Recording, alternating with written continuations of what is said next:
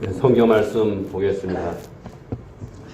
성경 말씀은 시편 141편 3절에서 5절입니다. 하나님께서 주신 말씀은 시편 141편 3절에서 5절 말씀. 제가 봉독하도록 하겠습니다. 여호와여, 내 입에 파수꾼을 세우시고 내 입술의 문을 지키소서. 내 마음이 악한 일에 기울어 죄악을 행하는 자들과 함께 악을 행하지 말게 하시며 그들의 진수 성찬을 먹지 말게 하소서. 의인이 나를 칠지라도 은혜로 여기며 책망할지라도 머리에 기름같이 여겨서 내 머리가 이를 거절하지 아니할지라. 그들의 재난 중에도 내가 항상 기도하리로다. 아멘. 네, 이스라엘 북쪽에 보면은 야트막한 산이 하나 있습니다. 갈멜산이라고 하는 산입니다. 지중해의 면에 있는 그런 산인데 아주 풍요로운 그런 지역입니다. 이 산 아래쪽에 이스라엘 평원이라고 하는 것이 펼쳐져 있습니다. 이스라엘에 3년 반의 가뭄이 있었을 때에 이 갈멜산 정상에서 엘리야 선지자와 바알과 아세라 선지자 총 850명이 누가 섬기는 신이 진짜 신이냐 하는 그런 대결이 벌어졌죠. 그때 엘리야가 말합니다. 아브라함과 이삭과 이스라엘의 하나님 여호와여, 주께서 이스라엘 중에 하나님이신 것과 내가 주의 종인 것을 내가 주의 말씀대로 이 모든 일을 행하는 것임을 모두 알게 해 주십시오. 이렇게 기도를 합니다. 이 간절한 기도에 하나님께서 응답하셨죠. 제단에 불이 내렸습니다.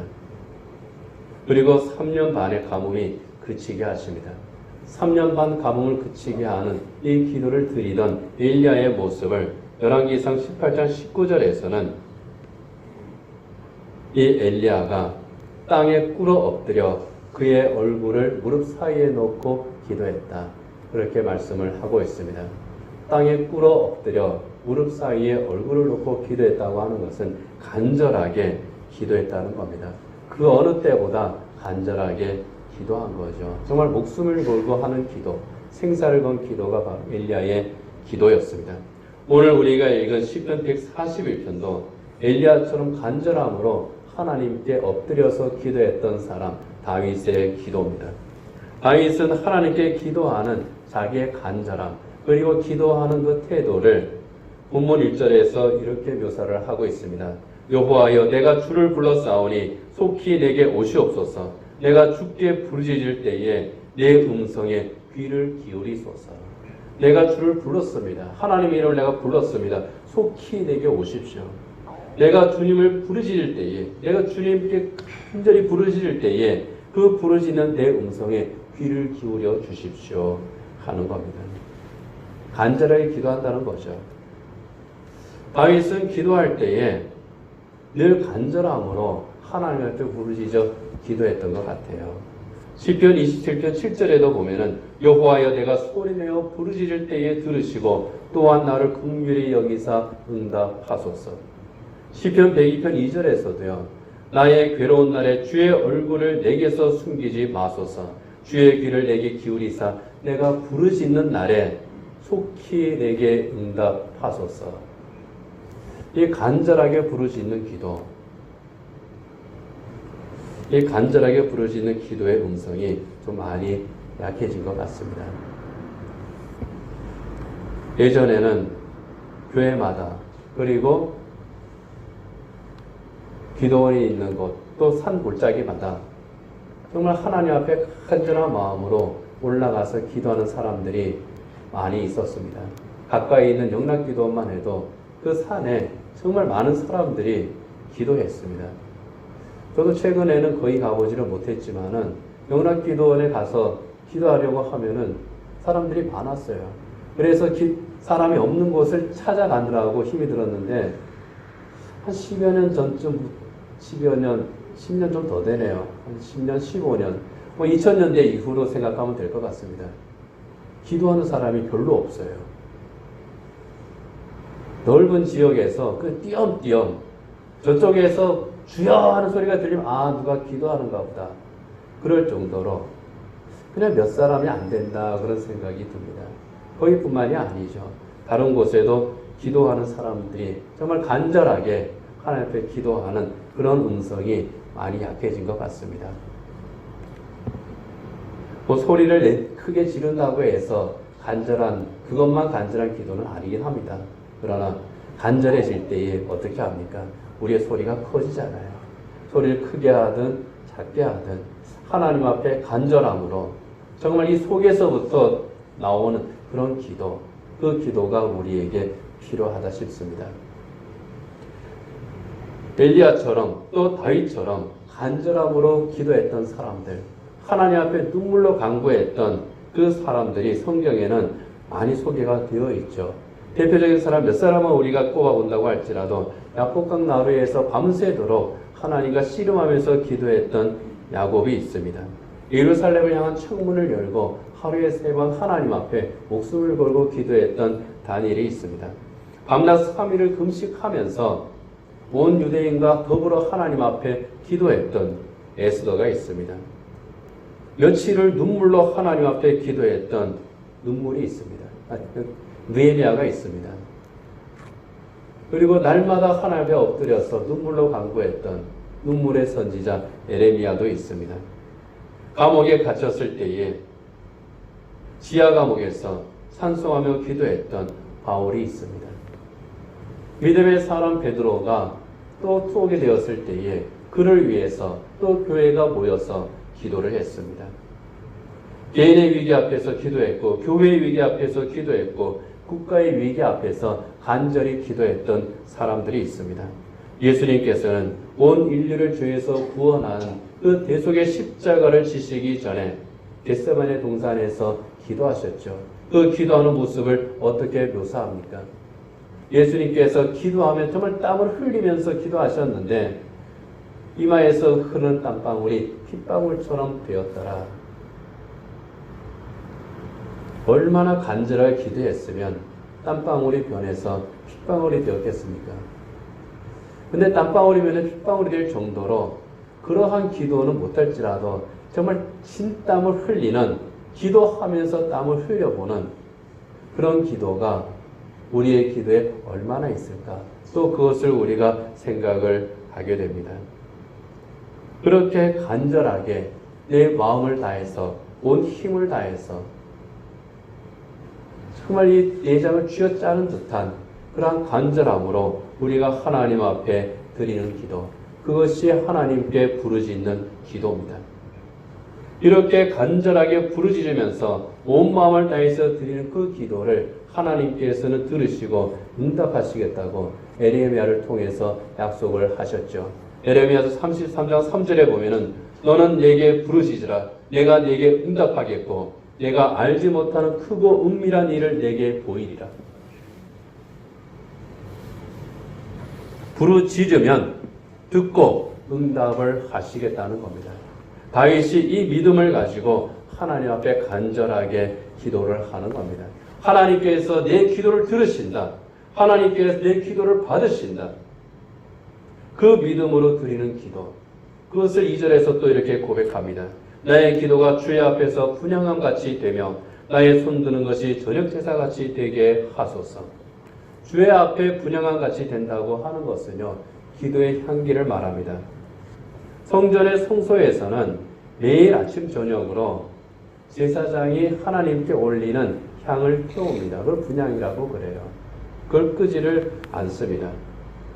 향을 태우면서 나오는 그 연기가 하늘로 올라가는데 이것을 하나님께서 그 향기를 받으신다. 그러한 그 상징으로서 매일 그렇게 태운 겁니다. 그것을 말합니다. 내 기도가 하나님께 올라가는 그 향기처럼 하나님께서 받으시기에 합당한 기도가 되게 해주십시오. 그 소망을 가지고 기도합니다. 내 기도의 향기가 하나님 앞에 상달됩니다. 아름다운 향기가 되어서 우리 하나님께서 받으신다는 거죠. 신약 성경에서도 이 분향단의 향을 하나님께 드리는 기도의 향기로 묘사하지 않습니까? 요한계시록 8장 3절이나 4절에 보면은 또 다른 천사가 와서 제단 곁에 서서 금향로를 가지고 많은 향을 받았으니 이는 모든 성도의 기도와 합하여 보좌 금 제단에 드리고자 함이라. 향연이 성도의 기도와 함께 하나님의 천사의 손으로부터 하나님 앞으로 올라가는지라. 사도 요한이 환상 가운데 본 그 장면이죠. 하나님께서 받으시는 아름다운 향기, 이게 바로 성도의 기도입니다. 다윗은 바로 그러한 믿음으로 하나님 앞에 기도를 하는 겁니다. 그리고 저녁 제사는 하나님 앞에 드려지는 소제를 의미합니다. 성전에서는요, 매일 번제가 드려졌습니다. 그걸 상번제라고 부릅니다. 이 상번제와 함께 소제가 드려졌어요. 이 소제는 곡식을 드립니다. 곡식이 제물이에요. 그런데 곡식으로 제물을 하나님 앞에 드리는 소제가 반드시 필요한 것이 하나 있는데 바로 소금입니다. 소금을 같이 태워서 하나님 앞에 드립니다. 소금은 변하지 않는 언약을 의미합니다. 그래서 저녁 제사 같은 기도, 소제와 같은 그런 기도는 하나님의 언약을 내가 의지해서 하나님 앞에 기도합니다. 내가 하나님 앞에 감사함으로 기도합니다. 그런 의미가 있는 겁니다. 정말 간절함으로, 감사함으로 하나님께서 내 기도를 들으시고 응답하신다는 그런 믿음으로 드리는 기도, 하나님 앞에 드려진 아름다운 향기가 되어서 우리 하나님께서 받기를 기뻐하시는 그런 기도라고 하는 그런 믿음으로 하나님 앞에 기도했습니다. 우리의 기도가 그런 기도가 되기를 원합니다. 엘리야처럼, 이 다윗처럼 하나님 앞에 무릎을 꿇고 우리가 부르짖을 때에 하나님께서 그 기도를 결코 외면하지 않으십니다. 그렇다면 다윗이 그렇게 믿음으로 간절하게 기도한 것, 그 기도의 내용이 무엇이냐 하는 거죠. 우리가 읽은 본문 3절이야 5절이 바로 그 내용입니다. 크게 세 가지입니다. 그 첫 번째는 3절 말씀인데요. 여호와여 내 입에 파수꾼을 세우시고 내 입술의 문을 지키소서. 내 입에 파수꾼을 세워주십시오. 내 입술의 문을 지켜주십시오. 무슨 뜻인지 그만 감이 잡히죠. 내 입술로 실수하거나 범죄하지 않도록 이 입술을 지키는 지혜를 주십시오 하는 겁니다. 말로 범죄하지 않게 해달라는 거죠. 잠언에도 보면은 입을 지키는 것에 대해서 이렇게 경고합니다. 잠언 13장 3절인데요. 입을 지키는 자는 자기의 생명을 보전하나 입술을 크게 벌리는 자에게는 멸망이 오느니라. 입술을 크게 벌린다고 하는 것은 말이 많은 것을 말합니다. 말이 많고 허언을 하는 것. 그런 사람들은 패망한다는 거죠. 그러나 입을 지키는 자, 입을 절제하는 자, 자기의 생명을 보전한다는 겁니다. 그리고 야고보 사도는 샘이 한 구멍으로 어찌 단물과 쓴물을 내겠느냐고 교회에 말합니다. 그러면서 한 입에서 찬송과 저주가 나오는 것이 마땅치가 않다. 찬송하고 바로 저주하고 축복하고 욕하고 이래서는 안 된다는 겁니다. 야고보서 3장 9절이나 10절에 보면은 이것으로 우리가 주 아버지를 찬송하고 또 이것은 우리 입이죠. 하나님의 형상대로 지음을 받은 사람을 저주하나니 한 입에서 찬송과 저주가 나오는도다. 내 형제들아 이것이 마땅하지 아니하니라. 한 입으로 분노와 증오의 말을 쏟아내고 또 한 입으로 감사와 축복의 말을 하는 것이 마땅하지 않다는 겁니다. 그렇기 때문에 우리는 정말 이 언어에 있어서 조심을 하고 또 조심해야 될 줄 압니다. 그리고 두 번째로 마음을 지켜달라고 강구를 합니다. 4절에 보면은 내 마음이 악한 일에 기울어 죄악을 행하는 자들과 함께 악을 행하지 말게 하시며 그들의 진수성찬을 먹지 말게 하소서. 죄악을 행하는 자들, 악한 자들입니다. 하나님이 없는 자들입니다. 그러한 자들이 그럴듯 말로 유혹할 때에 내 마음이 거기에 넘어가서 죄를 짓지 않게 해달라는 겁니다. 진수성찬을 먹지 말게 해달라는 것도요. 악한 자들의 모임에 내가 함께하지 않도록 해달라고 하는 겁니다. 최근 우리나라를 정말 떠들썩하게 한 그러한 그 사건, 그 N번방 사건이 있죠. 딱 이런 케이스입니다. 정말 그 못된 것으로 그런데 사람들의 어떤 그 본능을 자극하는 것으로 유혹을 하잖아요. 처음에 이제 거기에 아무 생각 없이 접속을 해봤겠죠. 그런데 거기에 어떻게 됩니까? 마음이 넘어가는 겁니다. 마음이 넘어가니까 또 뭐가 넘어갑니까? 돈도 넘어갑니다. 그리고 자기의 인생도 넘어가고, 그리고 적극적으로 그게 빠져든 애들은 또 어떤 짓을 했습니까? 그 악한 짓을 자기들이 또 나서서 했죠. 그래서 범죄가 점점 더 커졌고 결국 어떻게 됐습니까? 그 얼굴 공개된 것을 보니까 그냥 길거리에서 우리가 보통 마주칠 수 있는 그런 얼굴들입니다.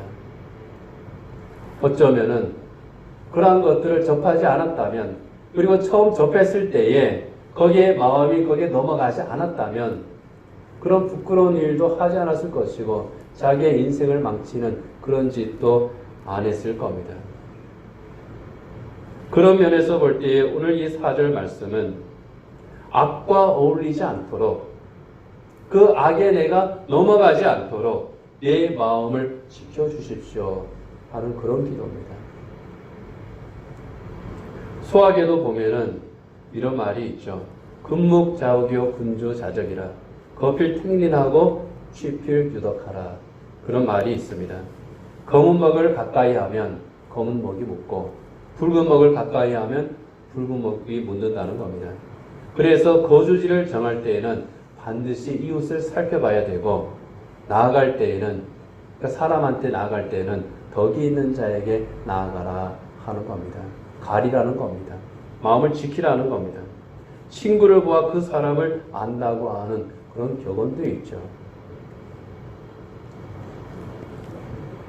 그리고 데살로니가전서 5장 21절이야 22절 말씀에도 보면은 악은 어떤 모양이라도 버리라고 하는 그런 그 경고의 말씀도 있습니다. 이 모든 것이 내 마음을 지키고 그리고 내 삶을 거룩하게 보존하기 위한 그런 방편인 겁니다. 그래서 절제가 필요한 겁니다. 다윗의 이 기도는 절제를 위한 기도죠. 내 입술을 절제하게 해주십시오. 내 마음을 절제하게 해주십시오. 내 발걸음을 절제하게 해주십시오. 내 삶을 절제하게 해주십시오. 저 악으로부터 내가 나를 지킬 수 있게 해주십시오. 그렇게 하기 위해서 내 입술에 파수꾼을 세우시고 내 마음에 파수꾼을 세우시고 죄악의 유혹으로부터 나를 지키게 해주십시오. 그러한 성찰과 결단의 기도가 다윗의 기도입니다. 그리고 마지막 세 번째로 다윗은 듣는 지혜를 달라고 강구를 합니다. 5절에 보면은 의인이 나를 칠지라도 은혜로 여기며 책망할지라도 머리에 기름같이 여겨서 내 머리가 이를 거절하지 아니할지라 그들의 재난 중에도 내가 항상 기도하리로다. 의인이 나를 칠지라도, 여기에 친다고 하는 것은 말로서 치는 것을 말합니다. 쓴소리 하는 거예요. 내가 듣기 싫은 소리를 하는 겁니다. 그럴지라도 그것을 은혜로 여기라, 선물로 맡겨기라고 하는 거죠. 책망할지라도 머리에 기름같이 여기게 해주십시오. 머리의 기름은 축복을 말합니다.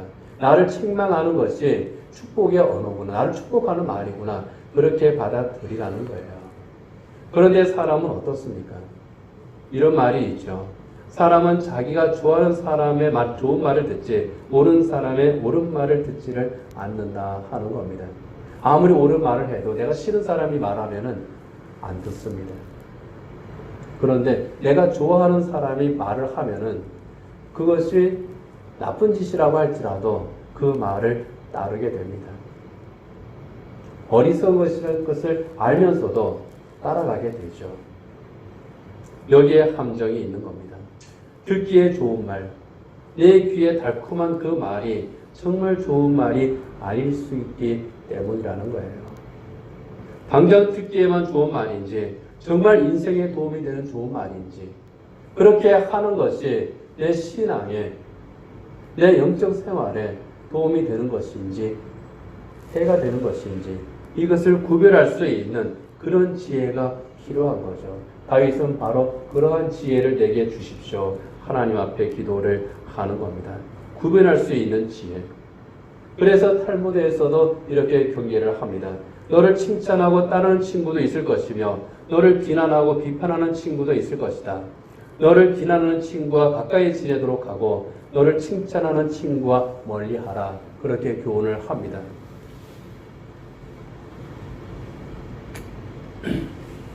그렇다고 해서 나한테 좋은 말을 하고 칭찬하는 모든 사람을 멀리할 필요는 없습니다. 맨날 쓴소리만 듣다가 보면은 맨날 야단 맞고 책만 듣다 보면은 그것도 별로 좋은 건 아니에요. 좋은 말이든 쓴소리든 거기에 무엇이 심겨 있는지, 그 말에 어떤 씨앗이 심겨 있는지 이것을 볼 수 있는 지혜가 있어야 되는 겁니다. 달콤한 말 뒤에 숨어 있는 그런 독이 있으면 배격해야죠. 쓴소리인데 정말 잘 되라고 책망하는 소리인데 이것이 나를 망치는 소리면 그때는 그것도 끊어버려야 됩니다. 달콤한 소리에 정말 좋은 양약이 있으면 그보다 좋은 건 없습니다. 칭찬 속에 그 사람을 돕는 말이 있으면 그보다 좋은 게 어디 있습니까? 쓴소리에 내 인생에 도움이 되고 내 신앙에 정말 지침이 되는 것이 있다면 당장 듣기가 싫더라도 이것이 옳은 말이라고 하면 하나님 그 말을 제가 새겨들을 수 있게 주십시오. 또 우리가 그렇게 기도를 해야 되는 거죠. 그게 지혜로운 그런 그리스도인입니다. 다윗은요, 사무엘 선지자가 그를 칭찬했을 때에는, 그를 격려했을 때에도 다윗은 힘을 얻었고, 또 나단 선지자가 책망했을 때에도 그 앞에 머리를 숙일 수가 있었습니다. 나단 선지자가 다윗의 범죄를 책망했을 때에 정말 본문의 말씀처럼 은혜로 여겼고 머리 기름같이 여겼습니다. 나단 선지자가 쉽게 할 수 없는 말을 했거든요. 다윗이 숨기고자 하는 그 치부를 그거를 그냥 드러내버린 겁니다. 숨고 싶은 그런 말, 그냥 하려면 은밀하게 했으면 좋겠는데 아주 대놓고 다윗을 책망을 했습니다. 좋은 말로 돌려서 해도 될 것 같은데 직설적으로 그냥 바로 찔러버렸습니다.